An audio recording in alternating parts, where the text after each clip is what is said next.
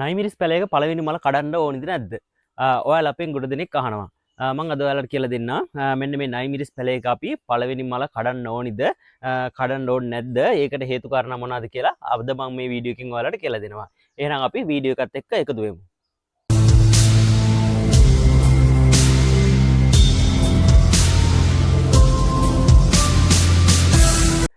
හොඳයි යාළුවනේ. මම ඔයාලට කියලා දෙන්නම් මෙන්න මේ නයිමිරිස් පැලයක පළවෙනි මල කඩන එකේ තියෙන වාසි මොනවද කියලා. මෙන්න මේ නයිමිරිස් පැලයක් යාළුවනේ සාමාන්‍යයෙන් අවුරුද්දකට වඩා කාලයක් තියාගන්න පුළුවන් මෙන්න මේ නයිමිරිස් පැලයක්. ඒ කියන්නේ ඔයාලා දන්නවා ඇති මෙන්න මේ නයිමිරිස් පැලයක පළමු ඇස්සන් අපිට ගන්න පුළුවන් මාස 2කමාරක් 3ක් ඇතුළත වගේ අපිට පළමු අස්වැන්න ගන්න පුළුවන්. මෙන්න මේ අතු බෙදෙන ප්‍රධාන ස්ථානයේ තියෙනවා. මෙන්න මේ අතු බෙදෙන ප්‍රධාන ස්ථානයේ තියෙනවා. මෙන්න මෙතනින් යාළුවනේ මලක් එනවා. මෙන්න මෙතනින් මලක් හෝ දෙකක් තුනක් එනවා. ඊට පස්සේ මෙහෙම උඩට යන හැම නොඩ් එකම මල් හට ගන්නවා. එන්නේ මල් වලින් අපිට හොඳ ගෙඩියක් ගන්න පුළුවන්. මෙන්න මේ පළවෙනි මල අපි කඩාගත්තොත් මෙන්න මේ පැලේ යාළුවනේ ඔයාලට බලපු ගමන් පේනවා ඇති. මෙන්න මේ ප්‍රධාන අතු බෙදෙන තැන මලක් තියෙනවා. දැන් අපි මල අයින් කරන්න යන්නේ. මෙන්න මේ විදිහට ඔයාලට මල අයින් කරගන්න පුළුවන්.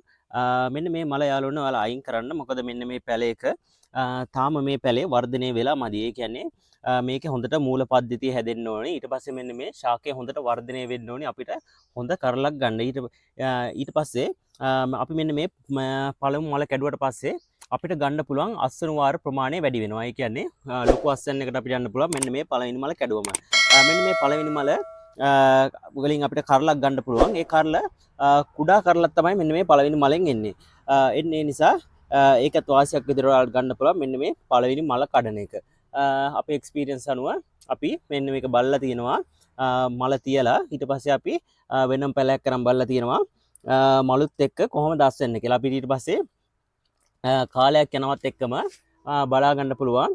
මෙන්න මේ අපි පළවෙනි මල කඩපු ශාකය හොඳින් මූල පද්ධතිය වර්ධනය වෙලා මේ ශාකෙත් වර්ධනය වෙලා තියෙන හින්දා එතනින් එහාට ඔයාලට එන මල් වලින් කරල් ටික ගන්න පුළුවන්.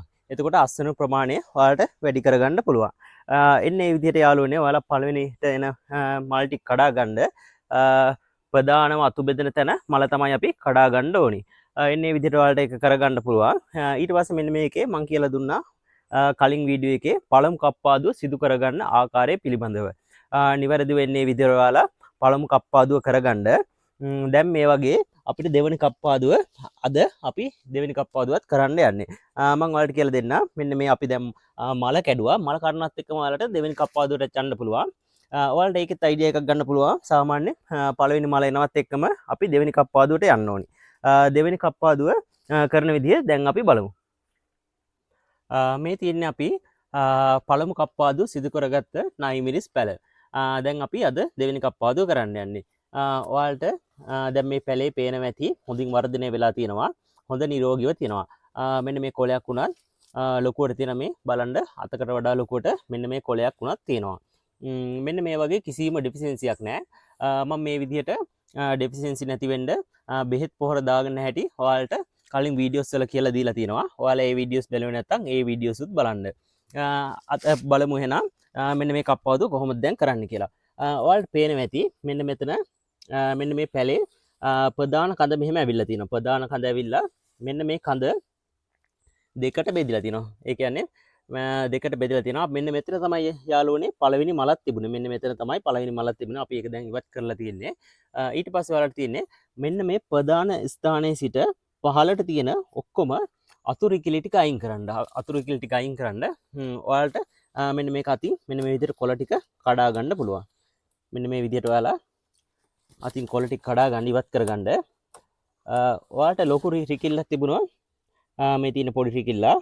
එන්නේ ඒක කතුරෙන් ඔයාලට මෙන්න මේ පැලේ ළඟින්ම ඔයාලා ඉවත් කරගන්න ඕනේ. පැලේට දුරින් ඉවත් කරගන්න එපා. මෙන්න මේ වගේ දුරින් ඉවත් කරගන්න නැතුව පැලේට ළඟින්ම ඉවත් කරගන්න. මොකද මෙන්න මේ පැලේට ළඟින්ම ඉවත් කරගත්තොත් මෙන්න මේක පැලේ විසින්ම මෙන්න මේකේ තුවාලය මෙන්න මේ පැච් එක වහ ගන්නවා. පැච් එක වහ ගන්නවා. ඊට පස්සේ මෙන්න මේකට දිලීර ඇතුළු වෙන්නේ නැහැ. මෙන්න මේක පැච් එක වේලුනම දිලීර ඇතුළු වෙන්නේ නැහැ. ඒ නිසා ඔයාලා ඒක ගැන සැලකිලිමත් වෙන්න. මොන ඔය විදිහට ඔයාලට අයින් කරගන්න පුළුවන්. මෙන්න මේ විදිහට ඔක්කොම කොළ ටිකයි රිකිලි ටික අයින් කරගන්න. දැන් ඔයාලට පේනවා ඇති මෙන්න මේ පැලේ පැහැදිලිව තියෙනවා. මෙන්න මේ විදිහට අපි කප්පාදුව සිදු කරගන්න ඕනේ. මම දැන් කියලා දෙන්නම් මේ විදිහට කප්පාදුව සිදු කරගන්න එකේ වාසි මොනවාද කියලා. මම ඔයාලට තව පැලයක් පෙන්නන්නම්. මේ පැලේ අපි කප්පාදුව කරන ගමන්ම මම ඔයාලට මේකේ වාසි ටිකක් කියලා දෙන්නම්. ඔයාලට මෙන්න මේ විදිහට කප්පාදුව කරන්න පුළුවන්. මෙන්න ලොකු රිකිල්ලක් තියෙනවා. මෙන්න මේ විදිහට මෙහෙම ඉවත් කරගන්න පුළුවන්. යාළුවනේ මෙන්න මේ විදිහට කප්පාදුව සිදු කරගත්තම ඔයාලට මේකේ මල් එනවනේ මල් වලින් ඔයාලට ඉක්මනට කරල් ගන්න පුළුවන්.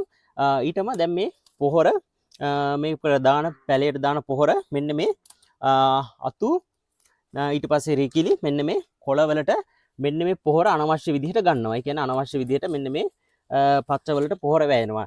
එන්නේ පොහොර ඔයාලට ඊට පස්සේ ගන්න පුළුවන් කෙලින්ම මලට.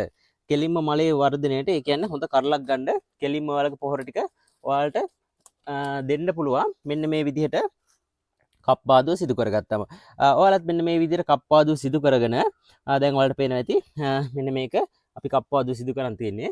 ඊට පස්සේ ඔයාලා කප්පාදුව සිදු කරගෙන ඔයාලා මේකට දිලිර්නාශකයක් ස්ප්‍රේ කරගන්න ඕනේ. ඔයාලට ඒකට පාවිච්චි කරන්න පුළුවන් මෙන්න මේ ක්ලෝරොතැනිල් කියන දිලිර්නාශකය. මෙන්න මේ ක්ලෝරොතැනිල් එක කුඩු එකක් එන්නේ. මේක ලික්විඩ් උත් දෙනවා. ඒක ප්‍රශ්නයක් නැහැ.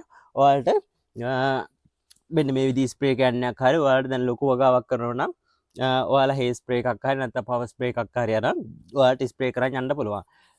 ඊට පස්සේ දැන් අපි මේක දිලිර්නාශක දාන්න තියෙන්නේ. ඔයාලා මෙන්න මේ විදිහට ස්ප්‍රේ කරගන්න. මොන ඔය විදිහට ස්ප්‍රේ කරගත්තා නම් හරි. මෙන්න මේ කප්පාදුව සිදු කරගන්න එකේ තවත් වාසියක් තමයි මේවට කෘමි හානි එනවා. ඒ කියන්නේ මේවට කොළ කොඩවීම ඇති කරන පැලමැක්කා කුඩිත්තා ඊට පස්සේ සුදු මැස්සා මයිටාව කියන කෘමීන් එනවා. එන්නේ කෘමීන්ගේ ගහනයත් ඔයාලට අඩු කරගන්න පුළුවන් මෙන්න මේ කප්පාදුව නිසා. මොකද මෙන්න මේ දැන් මේ විදිහට වල් පේනවාද මේ කප්පාදු කරපු නැති ගහක්. දැන් මේකට අපි බෙහෙත් පාරක් ගැහුවත් මෙන්න මේක වදින්නේ නැහැ. මොකද මෙන්න මේ කොළ වලින් වෙච්ච ගමන් මෙන්න මේ යටට වදින්නේ නැහැ. ඔයාලා දන්නවා ඇති පැලමැක්කාගේ අවධියක් ගත කරනවා මෙන්න මේ මීඩියා එක. ඒ කියන්නේ පොළොවේත් ගත කරනවා අවධියක්. දැන් මේ හිතන්නකෝ ඔයාලා මෙහෙම ස්ප්‍රේ කරා කියලා මේ. දැන් මෙහෙම ස්ප්‍රේ කරොත් මේක වදින්නේ නැහැ. මේ ලොකු කොළේ හින්දා පහළට වදින්නේ නැහැ. දැන් මේක ඩිස්ප්ලේ කරාම මේ හොඳට වදිනවා. මීඩියා එකටත් වදිනවා. එන්නේ ඒ නිසා ඔයාලට මෙන්න මේ කප්පාදුව කරගන්න එකෙන් ඔයාලට කෘමි හානිත් අඩු කරගන්න පුළුවන්. කෘමි හානිත් ඔයාලට අවම කරගන්න පුළුවන්. මෙන්න මේ කප්පාදුව සිදු කරගන්න එකේ තවත් වාසියක් තමයි ඔයාලට දැන් මේ ටනල් එක නම් මෙන්න මේ පැල උඩට යන්නේ. මෙන්න මේක පඳුර වගේ ඉවන්නේ නැහැ.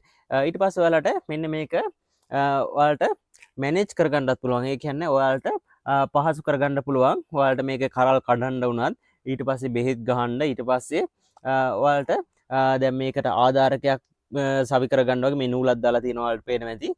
එන්නේ වගේ නූලක් දාගන්න උනත් මෙන්න මේ කප්පාදුව හින්දා ඔයාලට පහසු වෙනවා. මං හිතනවා යාළුවනේ ඔයාලා මේ ලොකු දැනුමක් ගන්න ඇති කියලා. මෙන්න මේ පළමු මල කැඩීම සහ දෙවන කප්පාදුව පිළිබඳව. අපේ පළවන කප්පාදුව තියෙනවා කලින් වීඩියෝ එකක්. ඔයාලා ඒ වීඩියෝ එක බැලුවා නැත්නම් ඒ වීඩියෝ එකත් බලන්න.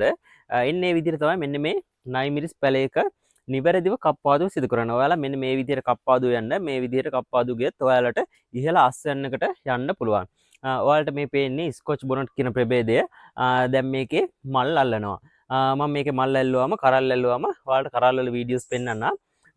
මෙන්න මේකේ අපි දැන් හිතාන ඉන්නේ ලොකුවට කරල් ටිකක් ගන්න. ඒ කියන්නේ හොඳ අස්වැන්නක් ගන්න. මෙන්න මේ ගස් පිරෙන් අස්වැන්නක් ගන්න තමයි අපි දැන් බලාපොරොත්තු වෙමින් ඉන්නේ. මම ඔයාලට මේකට කියලා දීලා තියෙනවා කෘමිනාශක ඊට පස්සේ දිලීරනාශක ඊට පස්සේ මේකට දාන්න ඕනි පොහොර දාන්න ඕනි ප්‍රමාණයක් දාන්න ඕනි කාලවකවානු මම ඔයාලට කලින් වීඩියෝස් වල අරන් ඇවිත් තියෙනවා. ඔයාලට තව මේ සම්බන්ධව මොන හරි ප්‍රශ්න ගැටලු තියෙනවා නම් ඔයාලට නයි මිරිස් වගාව ඊට පස්සේ මිරිස් වගාව මාළු මිරිස් එහෙම ඕනෑම වගාවක ප්‍රශ්නයක් තියෙනවා නම් මිරිස් ආශ්‍රිත ඕනෑම වගාවක ප්‍රශ්නයක් තියෙනවා නම් අපේ කමෙන්ට් සෙක්ෂන් එකේ පහලින් කමෙන්ට් එකක් දාන්න. එහෙම වුණොත් එන්නේ කමෙන්ට් බලලා මම ඔයාලට පැහැදිලි උත්තරයක් අරගෙන එන්නම්. ඔයාලා දන්න දේවල් තියෙනවා නම් ඒ දන්න දේවලුත් කමෙන්ට් එකක් දාලා ඔයාලගේ යාළුවොත් එක්ක ඔයාලට බෙදා ගන්න පුළුවන්. අපේ වීඩියෝ එක හොඳයි නම් වීඩියෝ එකට ලයික් එකක් දාන්න. අපිව සබ්ස්ක්‍රයිබ් කරලා නැත්නම් අපිව සබ්ස්ක්‍රයිබ් කරන්න. එහෙම වුණොත් මෙන්න මේ වගේ මිරිස් වගාව පිළිබඳව වටිනා වීඩියෝස් ඔයාලට ඉස්සරහටත් බලා ගන්න පුළුවන්. එහෙනම් අපි තවත් දවසකින් මෙවැනි වැදගත් වටිනා වීඩියෝ එකකින් හමු වෙමු. ඒත් එක්ක ඔබට සුබ දවසක්.